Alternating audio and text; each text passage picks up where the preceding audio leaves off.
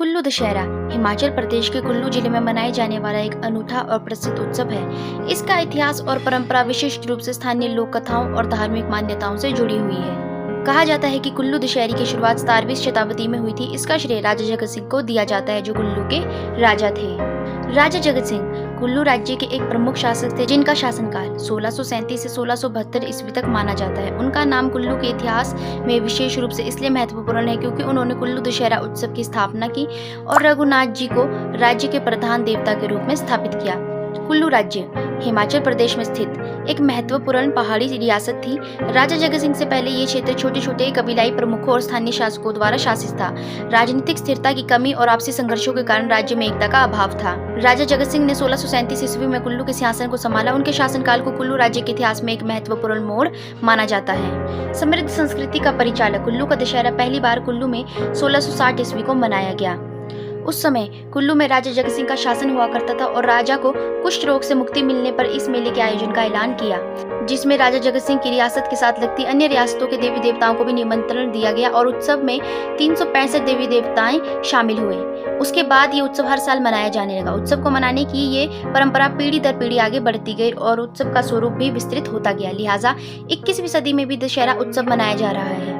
वक्त के साथ उत्सव का स्वरूप भी बदलता गया, जो आज अंतर्राष्ट्रीय उत्सव का दर्जा प्राप्त किए हुए है। दशहरे के आयोजन के पीछे एक रोचक घटना का वर्णन मिलता है। राजा जगत सिंह ने वर्ष 1637 से 1662 ईस्वी तक शासन किया। उस समय कुल्लू रियासत की राजधानी नगर हुआ करती थी। कहा जाता है कि राजा जगत सिंह के शासनकाल में मणिकरण घाटी के गांव टिपरी में एक गरीब ब्राह्मण दुर्गादत्त रहता था और किसी ने राजा को ये झूठी सूचना दी कि ब्राह्मण के पास एक पद था, 1.5 किलो सुच्चा मोती है, जो राजा के महल में होना चाहिए। राजा ने तुरंत आदेश जारी कर दिए कि सुच्चे मोती को राजा के पास लाया जाए, लेकिन गरीब ब्राह्मण के पास कोई सुच्चे मोती नहीं थे और उसने राजा के भय से परिवार समेत आत्मदाह कर लिया।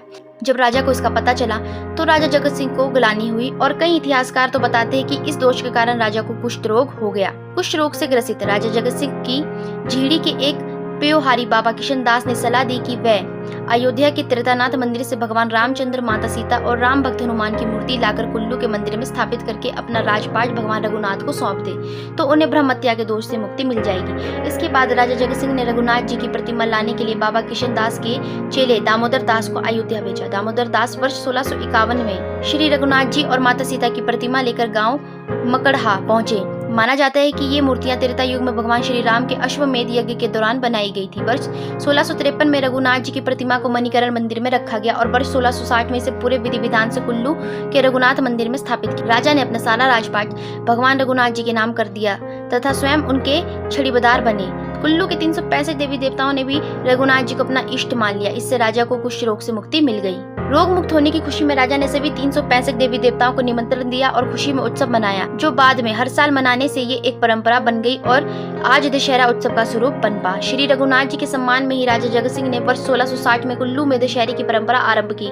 तभी से भगवान श्री रघुनाथ की प्रधानता में कुल्लू के हर छोर से पधारे देवी देवताओं का महासम्मेलन यानी दशहरा मेले का आयोजन अनवरत चलता आ रहा है। ये दशहरा उत्सव धार्मिक, संस्कृति और व्यापारिक रूप से विशेष महत्व रखता है। जब से कुल्लू दशहरा उत्सव को मनाने की परंपरा शुरू हुई, हालांकि उस समय ये सिर्फ देवी देवताओं और कुछ रियासतों तक ही सीमित था, लेकिन धीरे धीरे इसका व्यापारिक, सांस्कृतिक और धार्मिक महत्व बढ़ता गया।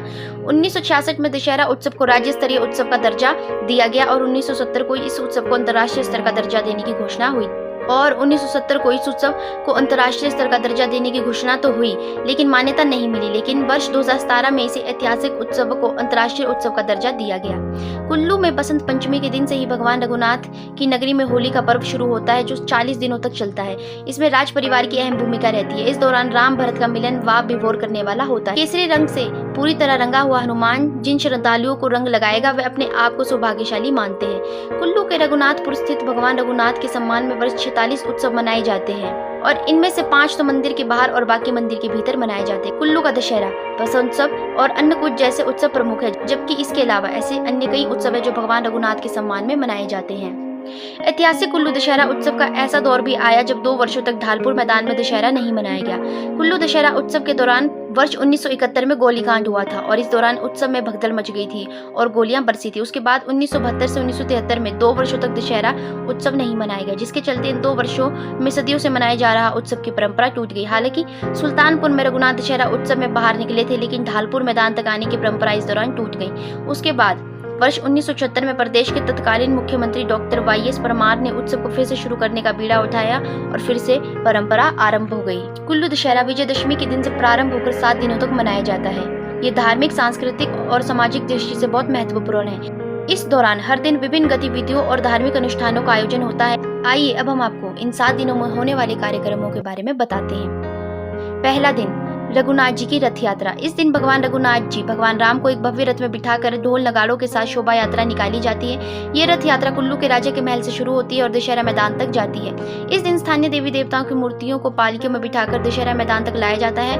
वहां वे रघुनाथ जी को नमन करते हैं। दूसरा दिन, देवी देवताओं का सम्मेलन। कुल्लू घाटियों से आए विभिन्न देवी देवताओं की मूर्तियों का सम्मेलन होता है। हर गांव से अपने अपने देवता शोभा यात्रा में शामिल होते हैं और रघुनाथ जी के प्रति सम्मान व्यक्त करते हैं। पूरे नगर में धार्मिक उत्साह और सांस्कृतिक गतिविधियों का माहौल रहता है। लोग अपने अपने देवी देवताओं की पूजा करते हैं और शोभा यात्रा का हिस्सा बनते हैं। तीसरा दिन, सांस्कृतिक कार्यक्रम और नृत्य। इस दिन विभिन्न सांस्कृतिक कार्यक्रम और पारंपरिक नृत्य का आयोजन होता है। कुल्लू घाटी के पारंपरिक नृत्य नाट्य का विशेष प्रदर्शन किया जाता है। स्थानीय और विदेशी कलाकार भी इस उत्सव में भाग लेते हैं और पारंपरिक लोक नृत्य और संगीत प्रस्तुत करते हैं। चौथा दिन, व्यापार मेला और हस्तशिल्प प्रदर्शनी। कुल्लू दशहरे के दौरान एक विशाल मेला लगता है जहां स्थानीय कारीगरों द्वारा बनाए गए हस्तशिल्प, कुल्लू शॉल, आभूषण और अन्य पारंपरिक वस्त्रों की प्रदर्शनी होती है। इस मेले में राज्य के विभिन्न हिस्सों से लोग आते हैं और स्थानीय उत्पादों की खरीदारी करते हैं। पांचवा दिन, धार्मिक अनुष्ठान और पूजा। इस दिन विभिन्न धार्मिक अनुष्ठान और हवन किए जाते हैं। देवी देवताओं की विशेष पूजा होती है और लोग अपने परिवार के साथ मंदिरों में जाकर आशीर्वाद प्राप्त करते हैं। रघुनाथ जी की पूजा के साथ अन्य स्थानीय देवी देवताओं की भी पूजा होती है। छठा दिन, सांस्कृतिक झांकियां और प्रदर्शन। कुल्लू दशहरे के छठे दिन विशेष सांस्कृतिक झांकियों और प्रदर्शनों का आयोजन होता है जो धार्मिक और ऐतिहासिक घटनाओं पर आधारित होते हैं। विभिन्न समुदाय के लोग अपनी कला और संस्कृति का प्रदर्शन करते हैं जिससे सांस्कृतिक एकता और विविधता को बढ़ावा मिलता है। सातवां दिन, समापन का दिन, रघुनाथ जी की विदाई और लंका दहन। अंतिम दिन रघुनाथ जी की मूर्ति को पुनः शोभा यात्रा के साथ उसके स्थान पर वापस ले जाया जाता है। ये दिन समापन का दिन होता है और इस दिन सभी देवी देवताओं की विदाई दी जाती है। इस दिन रावण के पुतले का दहन नहीं होता बल्कि रघुनाथ जी की शोभा यात्रा के बाद देवी देवताओं की विदाई के साथ उत्सव का समापन होता है। कुल्लू दशहरे के ये 7 दिन धार्मिक और सांस्कृतिक कार्यक्रमों से भरे होते हैं। ये पर्व हिमाचल प्रदेश की समृद्ध सांस्कृतिक धरोहर का प्रतीक है और इसमें भाग लेने वाले लोग उत्सव का भरपूर आनंद लेते हैं। इसमें न केवल अपने देश से बल्कि विदेशों से भी लोग सम्मिलित होते हैं। तो दोस्तों, आशा करती हूँ कि आज की हमारी इस वीडियो में दी गई जानकारी आपको पसंद आई होगी और अगर आपको वीडियो पसंद आई होगी तो वीडियो को लाइक करके चैनल को सब्सक्राइब करके बेल आइकन को प्रेस कर दीजिएगा। धन्यवाद।